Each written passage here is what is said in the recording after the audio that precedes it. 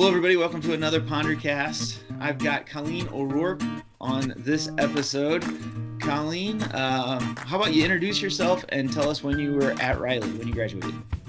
All right, my name is Colleen O'Rourke, and I graduated from Riley in 2015. And then I went to Indiana University and graduated in 2019, and now it's 2020, and I work at Lippert Component. And what does Lippert Components do? We are a RV manufacturing company. We do RV products. So this plant here, we make like the axles and like steps and the outside of the RVs and all that good stuff. Yeah, Lippert is a huge employer in the South Bend, Michigan area up northern Indiana. Yeah. All right, so let's talk about some Riley days. So you graduated back in 2015. And yes, I did. What were some things you were involved in? I wasn't very good at sports. I was not a very sporty person, but when I did try sports, I did tennis, and I loved it. It was so much fun.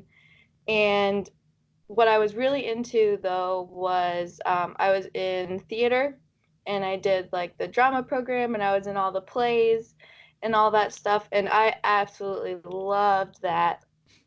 And I was in band, and I was in choir, and I did my class council. Yeah. And so I got to like play at parties and plan events and stuff. So it was just really fun. Cool. What were some of your favorite classes at Riley? I loved band. I was in band. I started band in 5th grade when I went to Jackson, and then I just went all the way up to my senior year, and I loved it. I also, of course, loved engineering classes.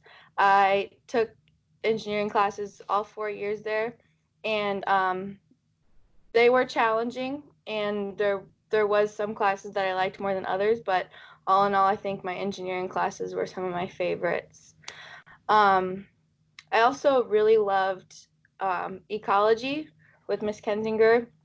I just ended up taking a lot from that class, and now it's kind of where I am today because of what I learned from there. Yeah, and so you went on to IU, and what was your major there? Environmental management. Right, and so you're working for an RV manufacturer.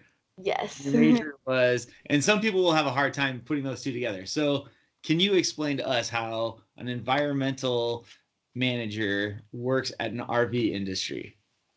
Yeah, so my job here is the EHS coordinator, and that stands for Environmental Health and Safety. And so my job is to, for like environment, I try to make projects that make our plant more sustainable, and I am becoming the one that's in charge of making sure all of our permits are together and all that good stuff. And health, I am basically the school nurse for the plant, I guess you can say. There's, at least with this plant alone, there's 600 people, so if any of them get hurt or have any problems, then they come here. And then safety is the big thing. So my job is just to make everybody's jobs a little safer, try to promote safety practices and all that good stuff. And why is that environmental more? It's a lot of similar processes, like you're trying to get people to follow protocols for their own good. So it's very similar to what I ended up learning at IU. Great. And while you were, I think at IU, you came back and did some internships in South Bend. I did. Okay. Mm-hmm. Did you also do it in high school too? I forget. I think the year I graduated that summer, is Okay. when I did it. And then I did it again the year after my freshman year of college. So Colleen was one of my students, and then we were co-workers together in the Bowman Creek educational ecosystem. And so, what were some of the projects you were on there? Well, I was as part of the pilot program. So the very first year it existed, I was there, and then I was there for the second year where we got to get more into our projects. But I was in charge of piloting a tree nursery. I was like the team lead for that, and one of my biggest accomplishments there was that I wrote a kid's book, and it's about a raindrop going in through the cycle to get into a rain garden. So that's definitely been something I've been carrying with me for years now. Yeah, and I'm putting a picture like right up here somewhere, and we're gonna I, put a link down below. I've Oh, you got got it it? here. I've got it here too. Yes, a home for a So raindrop. yes, And a home for so a raindrop. we will put a link down below so people can just buy that. Sweet. Okay. And if you can find Colleen, she'll autograph it for you. I have an Oh, autographed copy. yeah, I love writing my name, so um, I can definitely write my name on your book. Awesome. All right. So you did all these environmental stuff, and now you're working in the real world. The real world. Welcome to adulting. Oh, Um, what if you could go back to 14-year-old Colleen? What would be some advice you'd give her walking in the doors at Riley? keep an open mind. Um, when stuff gets thrown at you, or when you're around certain people that you don't necessarily understand or get along with, um, keep an open mind and just know that everybody has a similar story. They're coming to high school and they don't really know what they're doing, and everybody is kind of just learning to be themselves. So if you just keep that in mind, then it'll kind of give you a better attitude about who you're like working with. And I think all around, if everybody had an open mind, the world would be a lot kinder to everyone. Um, but I think that's one of the biggest things that I didn't really notice in high school was just how to accept everyone for who they are. And yeah, Yeah. just loving everybody, really. Yeah, Riley is just a microcosm of what's out there because we're so diverse and Oh, we're yeah. a pretty good sized school. And now you're working in a building that has 600 plus employees. So it's just adults, not high school kids. Right. They act very similarly, though, Sometimes. believe it or not. Who inspired you to get where you're at? My family, first of all.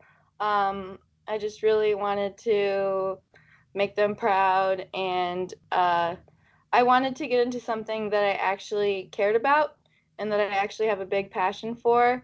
So that was a lot of the drive for where I went with things, is just picking out what I personally enjoy rather than like the easy route or whatever would make the most money or whatever. Um, so that's kind of a big inspiration, I guess.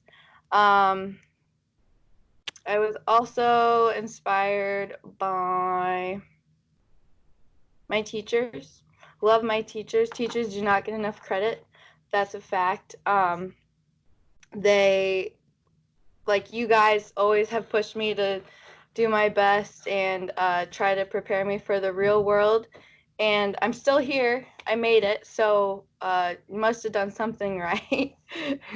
That's right. What, yeah. You did a lot of things right. We just tried to help you along the way. All right. Now this is one that the students like to ask. What was your most embarrassing moment in high school? See, I tried to put thought into this beforehand, but I think one of the biggest things is that I learned is I'm a very embarrassing person in the first place. I'm always tripping over things and dropping things and spilling them and losing them and all that other stuff. So I think I what I would say is that I'm the most embarrassing part of high school because that's who I am. So I can't even narrow it down to one thing. But I learned to embrace it and go along with it. And sometimes embarrassment becomes part of your personality, and that's okay. Yeah. That's all I have for that one. Yeah, I mean, like being on stage as much as you were, you just got to Yeah. go with the flow.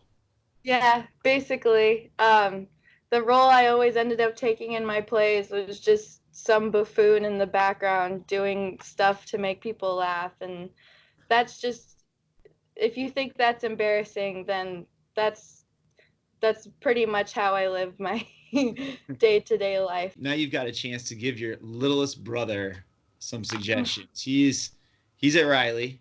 Yanni, yes. And so What a guy. What a guy. And then you had your other brother Nolan already graduated. Mm-hmm. So we had the whole O'Rourke family, and that's one common theme that we've been seeing a lot at Riley is it's a family dynamic, and that's what we love about it. So what's some suggestions you can give Danny and his friends? Try everything. If something is exciting to you, or if you're interested in it, or whatever, try it. You never know what can come of it. If you want to join a club or want to join a sport or something, there's no harm in just putting yourself out there and going for it, because if you don't, you'll probably regret it, and you won't have as much fun because you're not doing the thing you want to do in the first place. So if you see an opportunity for something you want to do, just grab it, go for it, because you can only go up from there. That's a good one. I think your boss Jason will agree with that. If you're listening, Jason, there you go. He's done that and more. He's doing a great job. Oh yeah, definitely. Let's see, what were some of your favorite projects back in high school or at IU? A project that has always kind of been my favorite was from Miss Kensinger's class. A lot of people have had to do this project, I'm sure, but it was the bird book. And so we had to find all these birds and then color them and name their sound and everything. And I was so into that. I wanted to be the embodiment of the bird watching army that Miss Kensinger was trying to make. And I think being able to make that book I was just so excited about it. And that's what sticks out in my mind a lot. I also just really loved the like intro engineering projects and all that, like the puzzle cube and the mouse trap car, mm-hmm. and all that other good stuff. Like I still have all that stuff, and they're just so much fun doing hands-on stuff like that. I love it. Those are my favorite too. Oh yeah, they're just so much fun. And IU, I did so many projects at IU. I loved the whole thing. We're gonna get people to buy that book. It's gonna go to the top of Amazon's list. That's the goal. That's the goal. And get people, and there's still some people that can sign up to be on the Center of Civic Innovation and work for Bowman Creek. Would you suggest people do that, and why should they do that? I think Bowman Creek was the biggest contributor to where I am today, because I mean, school is great, but it just doesn't give you the real world experience that an internship does or a job does. And I was able to apply everything I learned, and the biggest thing was that I was able to learn so much more about the environment and how you can impact the city that you live in, and the fact that if you are out there, that you can actually do something about what you care about, and you can actually work towards making it how you want. And I think Bowman Creek is an awesome way to just get that going, get it started. And it's a platform for great connections and all that stuff. So definitely would recommend doing that. Kind of wrap it up. What is your definition of success? If you are happy in where you are, I think you can't really be a whole lot more successful than that. I mean, the money portion about being successful, that's pretty nice, but I think that if you aren't happy with where you are, then you can't really go forward from there. So I think the most successful that you can be is by doing something that you love with people that you actually care about. Awesome. That is a great way to end it. Thank you so much, Colleen. Thank you. And don't forget to buy her book. Buy my book, Home for a Raindrop. And give me a review too, because those help. Give this a review. Those help too. We'll just help each other out. That's what helps the world go around. Be kind. Helping people. Yeah. All right. Thanks for being on. All right. Thank you.